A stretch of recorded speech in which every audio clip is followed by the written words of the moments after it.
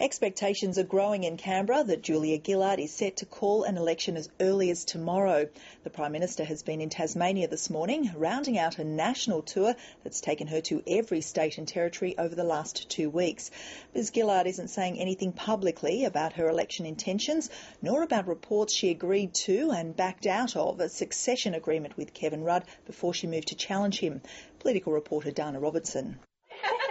It's the final stop on her prime ministerial tour of Australia. Here today in Tasmania, my first visit as Prime Minister. I always love being in Tassie. Not least because there are 2 marginal seats in the state's north that Labor can't afford to lose.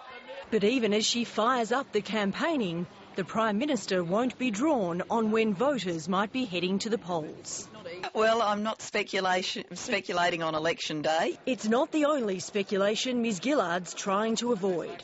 But she can't so easily shrug off claims that she reneged on a deal with Kevin Rudd on the night his leadership collapsed.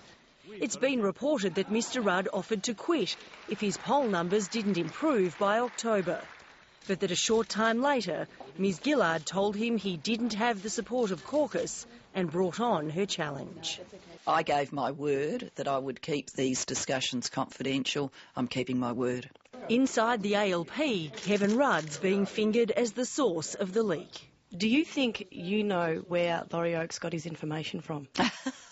Look, the only person who's going to know where Laurie Oakes got his information from is Laurie Oakes. But if the leak did come from Kevin Rudd or one of his former staff, it may have cruelled his chances of making a return to the front bench.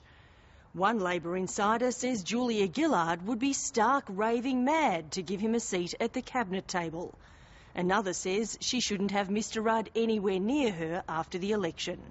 But politics thrives on leaks, and neither side is immune. A Brisbane newspaper has obtained a recording of Tony Abbott giving his support to Liberal MP Michael Johnson, who was disendorsed by the Queensland Party soon after. I would be very, very, very disappointed if he wasn't to get right off your case, give you support rather than grief. And if there was a legal problem, well, obviously we'd fix it. We've got a situation where Tony Abbott is overruled by the Liberal and National Party hierarchy in Queensland. Sensing an opportunity and ready to take it. Dana Robertson, ABC News, Canberra.